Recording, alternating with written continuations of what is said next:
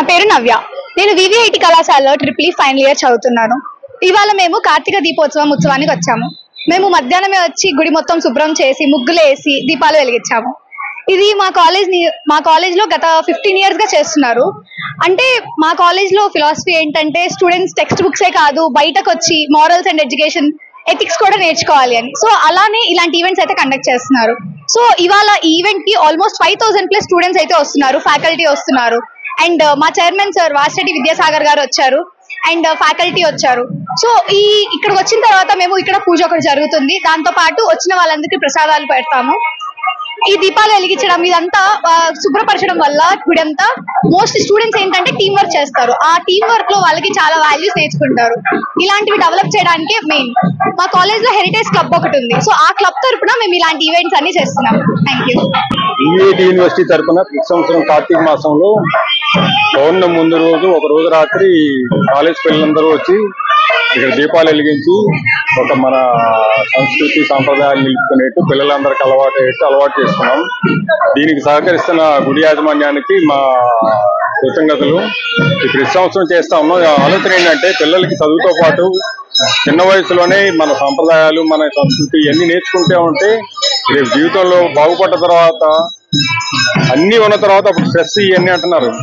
ఏంటంటే మనకి ఈ టైప్ బేస్ లేకపోవటం వల్ల అనమాట, మన మతము మన ఆధ్యాత్మికము వీటన్నిటి మీద బేస్ లేకపోవడం వల్ల ఒట్టి డబ్బులే లోకం అన్నట్టు వెళ్తే మనకి మానసిక కష్టాలన్నీ వస్తా ఉన్నాయి. సో చిన్నప్పటి నుంచి ఈ ఫౌండేషన్ ఉంటే ఇలాంటి ఫౌండేషన్ ఉంటే జీవితంలో వారికి ఎప్పుడు సుఖంగా ఉంటారనేసి ఇది ప్రతి చేస్తా ఉన్నాం. పిల్లలు ఇంకా ఎక్కువ అలవాటు అవుతున్నారు. ఇప్పుడు 3-4 వేలు అంది వస్తారంట ఇలా. సో మనకి ఇలా పిల్లలకి అందరికీ అలవాటు చేయగలటం మన కాలేజ్ మన యూనివర్సిటీ సక్సెస్ అనుకుంటున్నాం. ఇది ఇలా అన్ని అందరూ చేస్తారు. పిల్లలు ఈ వయసులోనే నేర్చుకోవాలి. ఇలాంటివన్నీ పెద్ద అయిన తర్వాత ముసలి అయిన తర్వాత నేర్చుకునే కాదని మా గట్టి నమ్మకం. ఇది ఎలా జరగాలని అన్ని చోట్ల జరగాలని కోరుకుంటున్నాం.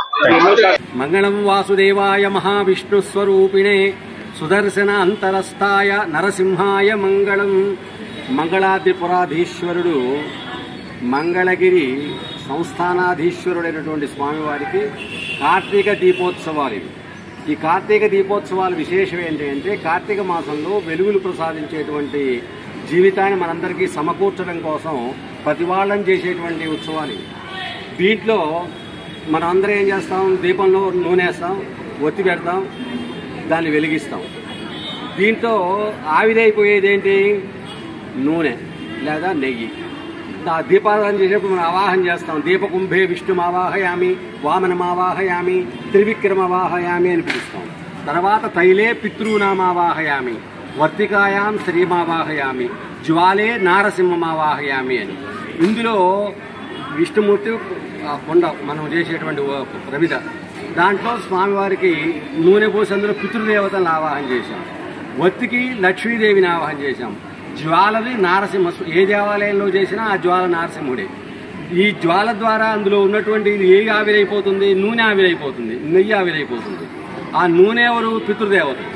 మన పితృదేవతలందరికీ కూడా ఉత్తమ గతులు కలగటం కోసమే చేసేటువంటి దీపారాధనలు ఈ ఆలయంలో చేసేటువంటి ఈ దీపారాధనలు.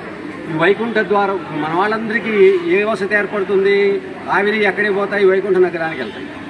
ఆ దీపాలలో ఉన్నటువంటి ఆ వెలుగంతా కూడా మన వాళ్ళు వైకుంఠ నగరంలో ప్రవేశించడం కోసం ఆ మార్గాన్ని చూపిస్తూ ఉంటాయి.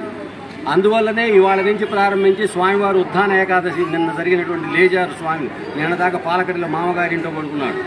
అరణీకం నేర్పింది మనకి భగవంతుడే. 6 నెలలు పోయి పాల సముద్రంలో ఈయన పడుకుంటాడు, హిమాలయాల్లో ఆయన కూర్చుంటాడు. ఇద్దరికి కూడా అత్తగారిని పోయి 6 నెలల నుండి అలవాటు ఉంది. పూర్తిగానే లేచి వైకుంఠ నగరానికి వెళ్ళబోయే సమయంలో మనలాంటి మహామహా పాపాత్ములందరం కూడా ఆయనమ్మడి పడుతూ ఉంటాం, ఆయనతో పాటు వెళ్ళిపోదామని. మనందరినీ తీసుకెళ్ళడానికి ఈ ద్వారం నుంచి వెళ్ళడానికి మనకు లైసెన్స్ లే. మనం చేసిన ఎన్నో ఉన్నాయి, చట్టాలు ఉంటాయి, మనం ఏం చేయలేదు ఏం లేదు మనం అనున్నప్పటికీ ఆయనకి తెలిసే ఉంటాయి అన్నీ. అందువల్ల మనందరి కోసం ఏం కన్సెషన్ ఇచ్చాడు, ఉత్తర ద్వారం తెరుస్తాను, మెల్లిగా అందులోంచి మీరు లోపలికి వచ్చేస్తుంటే అందరినీ నేను తీసుకుపోతానన్నాడు. మధుకాయుడుపులైనటువంటి రాక్షసులతోని కూడా ఆదర్శంగా అక్కడ పెట్టాం మనం. వాళ్ళిద్దరు భయంకరమైనటువంటి నేరాలు చేసినటువంటి వాళ్ళు. వాళ్ళకే అటువంటి మోక్షాన్ని ఇచ్చిన వాడు మనకేమిపోతాడని చెప్పి మనందరూ కూడా వచ్చి ఉత్తర ద్వారం దగ్గర మన ద్వార దర్శనం చేసుకుంటున్నాం. ఇవాళ వాహనం ఏం పెట్టాం మనం, శేషవాహనం పెట్టాం. శేషవాహనము గరుకుమంతుడు ఇద్దరు కూడా పరస్పరం వైరం కలిగినటువంటి వాళ్ళు. అభయాయ సాధూనాం భయాయ దుష్టానాం, దుర్మార్గులకి భయం కలగటం కోసం, సన్మార్గులకు అభయాన్ని ఇవ్వటం కోసం స్వామివారు ఎటువంటి దుర్మార్గునైనా నేను నియంత్రించగలను చెప్పడం కోసం ఆ వాహనం మీద మన దగ్గరికి వస్తున్నారు. ఈ వాహనం మీద మనం ఎవరైతే స్వామివారిని దర్శనం చేసుకుంటామో వాళ్ళందరికీ కూడా దుర్మార్గుల ద్వారా జరిగేటువంటి ఎటువంటి కష్టాలు కూడా కలగకుండా అన్నీ తొలగిపోయి అందరం కూడా సాధువులాగా జీవించే అవకాశాన్ని కలగజేయడం కోసం, మనకున్నటువంటి భయాలన్నీ కూడా నివృత్తి అవ్వడం కోసం శేషవాహనం మీద ఉన్నటువంటి స్వామిని గారిని దర్శించేటైతే మన అందరి యొక్క పాపాలు నివృత్తి అవుతాయి, మనందరి యొక్క భయాలు అంతరిస్తాయి. అందులో ఏంటి, ఈయన సహస్ర జ్వాలల్లోంచి వచ్చేటువంటి ఆ విషయాన్నే నేను పోగొట్టిన వాడిని, మీకున్నటువంటి సామాన్య బాధలు నేను ఎందుకు పోగొట్టలేను, నన్ను ఆశ్రయించండి.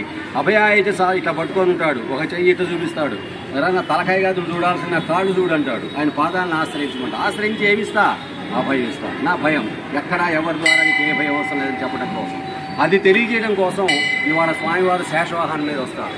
ఈ శేషవాహనం మీద ఇందులో ఇంకా బాగా ఆనందం ఏంటంటే, రెండు పక్కల ఇద్దరు అమ్మవారులు ఉంటారు. భార్య ఉండి పక్కన ఏదైనా చెబితే కాదనే భర్తే లేడు, కాదనే అవకాశం లేదు. వాళ్ళిద్దరు పక్కన కూర్చొని మన పిల్లలు ఏంటండి వీడిని వదిలేయండి, వాడిని చూడండి వీళ్ళు చూడండి రికమెండ్ చేస్తూ ఉంటుంది మన పక్కన కూర్చొని. రెండేపుల నుంచి రెండు చెవుల్లో వాళ్ళు రంగా చెబుతుంటే భగవంతుడు మనందరినీ రక్షిస్తాడు. కాబట్టి ఉభయనాంచారులతో సహా స్వామివారి యొక్క ఉత్సవాన్ని ఎవరైతే మనం దర్శిస్తామో వాళ్ళందరికీ యొక్క దుష్టుల యొక్క భయాలు తొలగిపోతాయి, మనందరం కూడా సుఖంగా ఆనందంగా జీవించగలుగుతాం. ఈ కార్తీక దీపోత్సవాల యొక్క ప్రయోజనం అది. దీన్ని మనం కనీసం 10-12 ఏళ్ళ నుంచి మొదలుపెట్టినాం. 10-12 ఏళ్ళ నుంచి వాసిరెడ్డి మన విద్యాసాగర్ గారి దాన్ని యూనివర్సిటీ స్థాయికి తీసుకెళ్లిపోయారు. నేను మారుమోగిపోయింది. వేద విద్యను కూడా అందించారు. మొన్న మధ్యలో మనం ఇక్కడ పుస్తకం ఆవిష్కరణ చేసాం, అది కూడా వారి ద్వారానే జరిగింది. విద్యాదానం వాసిరెడ్డి వాళ్ళ సొంతం అది. వారు ఈ విధమైనటువంటి దానాలు చేస్తూ తెలిసో తెలియకో మొదట్లో సహజంగా వచ్చి ఏర్పాటు చేసిన ఇప్పుడు 3,000-4,000 మంది విద్యార్థులు వచ్చి ఆ విద్యార్థులకు కూడా ఆధ్యాత్మిక చింతన కలిగే విధంగా ఆధ్యాత్మిక మార్గంలో కూడా వాళ్ళని నడిపిస్తూ ప్రజలందరికీ కూడా ఈ మహత్తరమైనటువంటి అవకాశాన్ని, కార్తీక దీపోత్సవం చాలా అద్భుతమైంది. మనం అవి చేస్తాం, దాని పైకి పోవడానికి అజస్ర దీపారాధన చేస్తాం. ఆకాశ దీపం అంటారు దాన్ని. ఆకాశ మార్గం చూపిస్తుంది మనకి. మన పెద్దవాళ్ళందరినీ కూడా ఈ దీపంలో పోయేటువంటి ఆ నూనెలో ద్వారా పోయే పితృదేవతలందరికీ కూడా ఉత్తమ కళలు కలగడం కోసం ఆ దీపోత్సవాలు, ప్లస్ ఈ స్వామివారిని దీని మీద గరుకుమంతుడి వాహనం మీద వస్తాం. గరుకుమంతుడి మీద మా స్వామి వచ్చాడు. గరుకుమంతుడు జ్ఞాన ప్రదాత, జ్ఞానాన్ని వృద్ధి చేస్తాడు. ఈయన అభయ ప్రదాత. ఇలా ఒక్కొక్క వాహనం మీద ఒక్కొక్క స్వామిని చూసినందు వల్ల తిరిగి మనకు ప్రయోజనం వస్తుంది. ప్రయోజనం నముద్దిశ్య మందోపి నవర్తతే అని. తిరిగి ప్రయోజనం రాకపోతే ఎవరు ఏమి పని చేయం. తిరిగి మనకు ప్రయోజనం వస్తుంది కాబట్టి స్వామిని దర్శిస్తున్నాం. అన్ని గుళ్ళకి వేల జనం ఈ రకంగా వస్తున్నాం. స్వామివారు మన భయాలన్నీ కష్టాలన్నీ తొలగించి సుఖాలు ఇస్తారు. కాబట్టి ఈ రోజున దీపోత్సవంలో పాల్గొన్న మీరందరికీ, మన విద్యాసాగర్ గారి దంపతులకి, మా ఈఓ గారికి, మన సిబ్బంది మొత్తానికి కూడా భగవంతుడు భక్తులందరికీ కూడా ఆయన ఏమైతే ఈ రోజున ఇవ్వగలగడం కోసం ఉత్సవంలోకి బయలుదేరారో అవన్నీ మీ అందరికీ సమృద్ధిగా కలిగజేయాలని కోరుకుంటూ ఈ కార్తీక దీపోత్సవాన్ని మనం ప్రారంభం చేస్తున్నాం.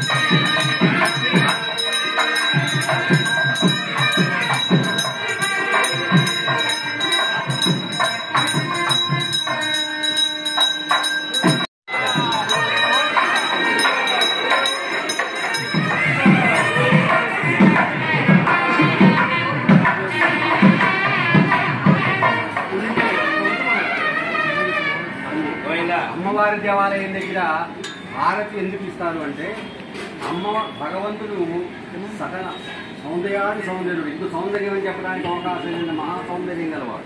ఆ సౌందర్యం అంతా సమృద్ధిగా సమకూర్చేటువంటి వాళ్ళిద్దరే పక్కన ఉంది. వాళ్ళు ఇక్కడికి వచ్చి హారతి ఎందుకు తీసుకుంటారు? అమ్మవారితో స్వామివారి యొక్క అలంకారం అంతా కూడా పర్యవేక్షిస్తారు. బేస్ బాగానే ఉందయ్యా తీసుకెళ్ళండి అని మనకు చెబుతారు. లేదా అది బాగున్న శబ్దం అంటే మీరు గమనించండి, మీ నాలుగు చూస్తూనే ఉన్నారు. అప్పుడప్పుడు మనం అచ్చిపోయి ఇక్కడికి రాగానే కొంచెం సర్దుతూ ఉంటారు. ఎప్పుడన్నా పొరపాటున ఈ లోపాలు ఉన్నాయని అక్కడే తెలుసుకోవాలి కదా. ఇక్కడికి వచ్చిన ఎట్లా తెలిసింది? ఆమె ప్రేరణ. తన భర్తకి ఏమైనా లోపాలు జరిగితేమో, అలంకారంలో ఆ సౌందర్యం ఏమైనా తక్కువగా ఉందేమో, బజార్కి వెళ్తున్నాడు, ఎన్ని రకాలు ఉండాలని చెప్పి సిద్ధం చేసి అన్నీ చూపించిన తర్వాత మళ్ళీ ఆయనకి అద్దాన్ని చూపిస్తారు చివరికి. ఆ అద్దంలో చూసుకొని మురిసిపోయిన తర్వాత ఆ లోపల బాగానే ఉన్నావు లేక పోయిరా అని ఆమె చెబితే అప్పుడు బయలుదేరతారు స్వామి. అందువల్ల ఆ అమ్మవారి యొక్క ఆరతి స్వామివారికి ఇచ్చే సాంప్రదాయం అందువల్ల ఏర్పడినటువంటి సాంప్రదాయం. తన భర్తకు జరిగేటువంటి ఉత్సవాలను కూడా అద్భుతంగా జరగడం కోసం ఆమె నిత్యము పర్యవేక్షిస్తూ ఉంటుంది స్వామివారిని. గోవిందా.